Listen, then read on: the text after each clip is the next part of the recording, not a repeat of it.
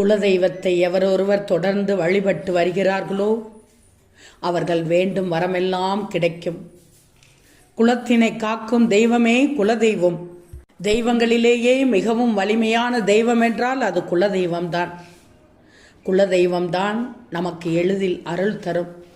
மற்ற தெய்வ வழிபாடுகளின் பலன்களை பெற்றுத்தருவதும் குலதெய்வம்தான். குலதெய்வம் பெரும்பாலும் சிறு தெய்வமாகவே காணப்படும். சிறு தெய்வம் என்று அவற்றை அலட்சியப்படுத்தக்கூடாது. அதன் சக்தியை அளவிட முடியவே முடியாது. ஒருவரது வம்சாவளியில் வரும் தாத்தா, பாட்டி, தாய், தந்தையர் போன்றவர்கள் குலதெய்வத்திற்கு செய்ய வேண்டிய பூஜையை முறையாக செய்ய தவறினாலோ, குலதெய்வத்தை அடியோடு மறந்து இஷ்ட தெய்வங்களை மட்டுமே வணங்க தொடங்கி குலதெய்வ கோவிலுக்கு செல்வதை தவிர்த்து விட்டாலோ, குலதெய்வத்தின் சாபம் நிச்சயம் உங்களை தாக்கும். இந்த சாபம் முடிந்து நமது சந்ததியினருக்கு இது தொடராமல் இருக்க